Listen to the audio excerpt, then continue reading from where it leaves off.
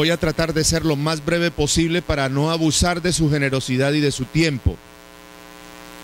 Quiero tratar de ser muy sencillo, pero muy claro y muy directo a la conciencia. Amén. Lo que yo voy a decir espero que a nadie le sea ofensivo, porque no es el propósito. Yo no tengo interés de ofender a nadie. No es mi estilo. Dios no me ha llamado a predicar el evangelio para eso. Mi propósito es entregar las verdades que el Espíritu Santo reveló en las Santas Escrituras. Y nada más. Digan amén. Eso. Entonces, lo primero que yo quiero decirles, de acuerdo a lo que el Señor dice en el Evangelio de Mateo, capítulo 1, versículos del 18 al 25, cuando María fue a visitar a su prima Elizabeth, que estaba embarazada de Juan el Bautista, quien le preparó el camino para la venida del Señor. Si ustedes no lo saben, se lo voy a enseñar. Si lo saben, se lo voy a recordar. María y Elizabeth, la madre de Juan el Bautista, eran hermanas. Entonces Juan el Bautista y Jesús eran primos. Juan el Bautista nació 6 meses antes que Jesús, es decir, era 6 meses mayor en edad. Cuando nosotros miramos la información bíblica, partiendo de la fe del nacimiento de Juan el Bautista, no dice el mes ni dice el día. No nos da una fecha. Pero por el tiempo en que quedó embarazada Elizabeth y en el momento que nace Juan, nos damos cuenta de que era 6 meses mayor al nacimiento de Jesús, y que el nacimiento de Jesús fue en el otoño, no en el invierno. Hoy lo voy a decir abiertamente, repito, no para ofender a nadie, para que usted conozca la verdad. La fecha del Señor Jesucristo tampoco existe en la Santa Biblia, no fue revelada. Existen pistas, señales bíblicas que nos permiten llegar a la conclusión de que el nacimiento del Señor Jesús de Nazaret, del Hijo de Dios, fue aproximadamente las 2 últimas semanas de septiembre o en las primeras 2 semanas de octubre, pero nunca el 24 o el 25 de diciembre. Si usted no cree eso, no importa, podemos seguir siendo muy buenos amigos. Yo no estoy interesado en ganarme enemistades. Dios le sigue amando en esta iglesia también. Nosotros lo que hacemos es dar la palabra y cada persona tiene la libertad de su voluntad de tomar la decisión que usted decida. Y respetamos eso. Amén. Ahora, el misterio de la encarnación del Señor Jesucristo no debe de ser un tema para investigación, ni tampoco para discusión o polémica. La encarnación de Cristo es digna y merecedora exclusivamente de reverencia, porque Él es Dios. Si nosotros no sabemos de dónde vienen los vientos ni para dónde van, y tampoco sabemos cómo crecen los huesos en el vientre de una madre embarazada, mucho menos podemos saber cómo fue formado el cuerpo de nuestro glorioso Salvador Jesucristo en el vientre de María. Y aquí surge la pregunta de los $10 millones. ¿Quién era María? Para que ustedes reciban lo que les voy a decir, primero quiero decirles esto que está en la palabra de Dios. En el Evangelio de Lucas, capítulo 1, versículos del 45 al 48. Una vez que María fue a visitar a Elizabeth, Elizabeth le dice: bienaventurada la que creíste, la que creyó, porque ahora será bienaventurada en todas las naciones, o la bienaventurada de todas las mujeres. Y en el versículo 46, María, con su propia boca y de sus propias palabras, dice esto: mi alma engrandece a Jehová, y mi espíritu se regocija en Dios mi Salvador. Y en el 47 dice: porque ha mirado la bajeza de su sierva. Esa palabra es clave. María exalta a Dios. reconoce su grandeza y ella reconoce su bajeza. ¿Por qué bajeza? ¿Saben por qué reconoce bajeza? Porque la palabra de Dios en la epístola de los Romanos, el apóstol Pablo, inspirado, lleno del Espíritu Santo de Dios, comenzando en el capítulo 7 y del versículo 12 en adelante, Pablo dice esto: he aquí he hallado una nueva ley, que en mi carne habita el mal. He aquí he descubierto un nuevo principio, por decirlo así, que en mi carne habita el pecado. Y lo que yo quiero hacer no lo hago, y lo que no quiero hacer, eso es lo que hago. Miserable de mí, ¿quién me librará de este cuerpo de muerte?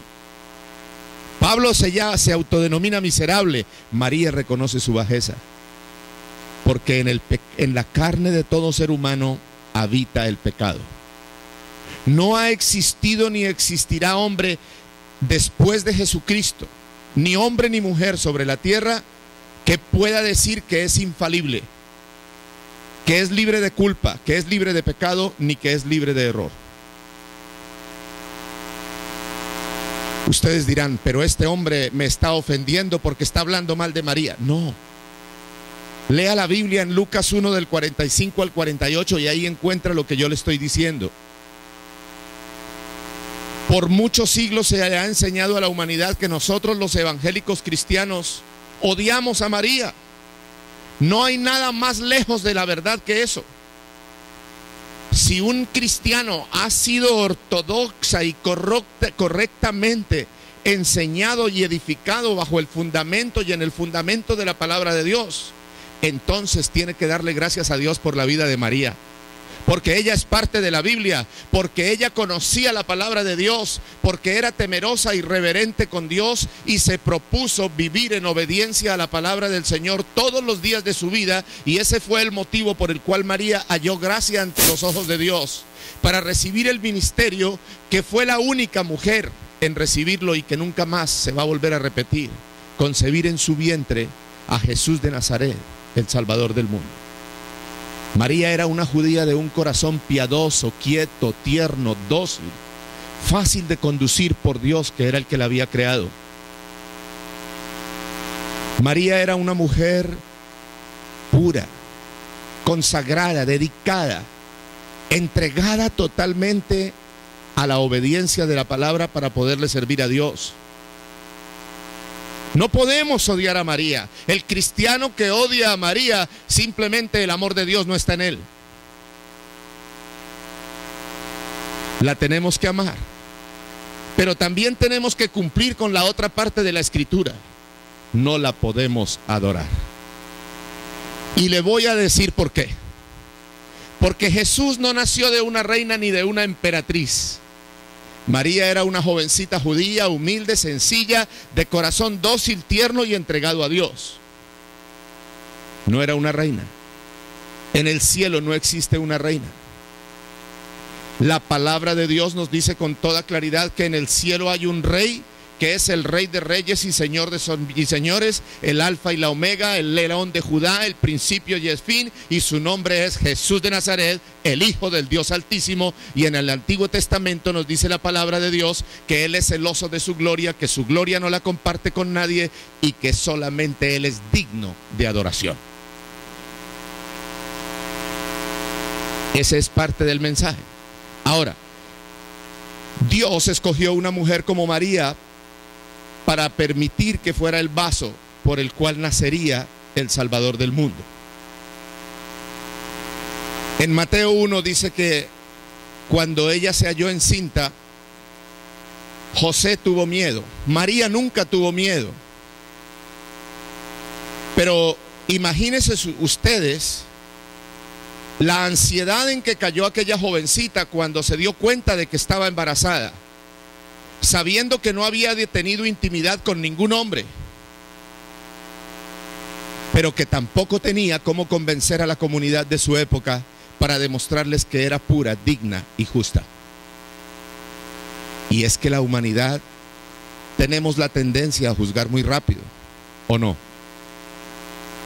Y ella no tenía cómo demostrar que era inocente. Pero no tuvo miedo ni se angustió, porque entregó su causa al que la había ocasionado, y era Dios. Él fue el que mandó el Espíritu Santo para que quedara encinta. Y María, como conocía la palabra, le dijo: Señor, yo sé que dentro de mí tú estás obrando un misterio y un milagro, pero yo no tengo cómo convencer a esta humanidad para justificar mi inocencia y mi pureza. Por lo tanto, esta carga y esta causa la dejo en tus manos. Y Él, que es justo y perfecto para hacerlo, solucionó las cosas. Pero le quedaba algo pendiente a Dios, y era José, el comprometido en matrimonio, en palabra de matrimonio para con María.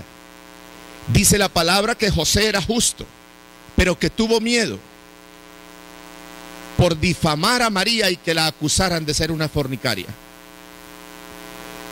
Y una noche, estando durmiendo, Dios le envía un mensaje del cielo a través del ángel. Y el ángel le dice: José, José, no tengas miedo en recibir a María tu mujer, porque lo que hay en el vientre de ella del Espíritu Santo es.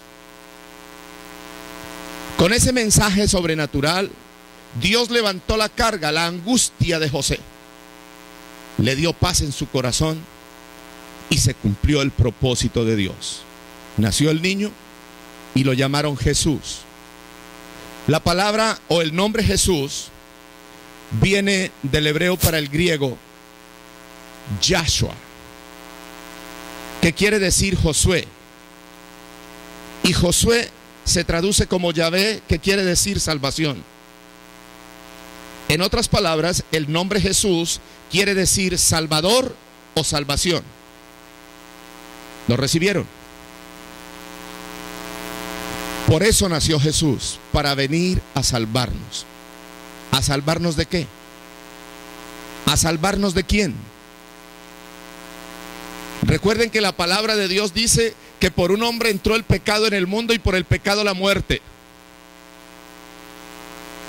Yo sé que hay muchos cristianos que no creen en esto, pero yo lo tengo muy claramente revelado en mi corazón y claramente comprendido e interpretado de la manera más correcta por la palabra de Dios. En Romanos 3:23 usted lo puede encontrar, que el Señor dice así: por un hombre entró el pecado en el mundo, y puesto que todos pecaron, fueron destituidos de la gracia de Dios. ¿Por qué pecamos? Todos.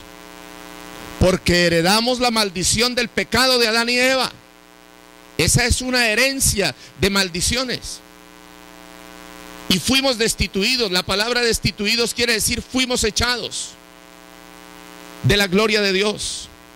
Fuimos destituidos. No pudimos continuar más en la presencia de la gloria de Dios, perdón.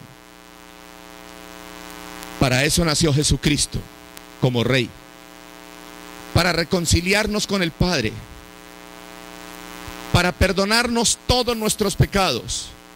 El Señor Jesucristo en la cruz del Calvario venció al pecado, pero no solamente venció el pecado, sino venció el poder del pecado con el cual Satanás había logrado a toda la humanidad de la tierra, y ahí están incluidos ustedes y yo. La diferencia es que yo ya nací de nuevo. Yo no sé si usted ya nació de nuevo. Hay que nacer de nuevo, porque el único que puede perdonar pecados es Jesús de Nazaret, el Cristo de la gloria. Otro nombre con el que se conoce Jesús también es Cristo. Cristo viene del griego para el hebreo, que quiere decir Mashiach, el Mesías, ungido. Y Emmanuel, traducido, quiere decir Dios con nosotros. Ahora unamos los cuatro nombres y los cuatro significados de Yahvé, Yahshua, Emmanuel y Mashiach. ¿Se acuerdan de los significados? Se los voy a recordar. Jesús, salvación o salvador. Cristo, el Mesías. Emmanuel, Dios con nosotros. Esos significados juntos quiere decir Dios, el Salvador, con nosotros.